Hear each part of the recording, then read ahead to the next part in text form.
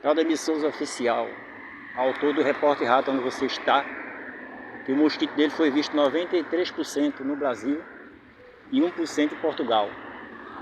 Eu estava vendo a manchete do jornal aqui, novamente falando aqui, dizendo que a nova camisa da seleção vai ser vermelha. Não pode não, o Brasil não é comunista não. Então na hora do jogo começar, a gente fecha o campo aí, não entra nenhum jogador. É verde, amarelo, azul e branco. Que desenho é esse, meu senhor? Que doidice é essa?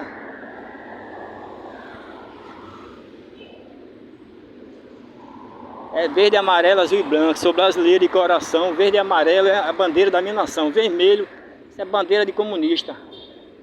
Isso é time de comunista, não aceita isso não.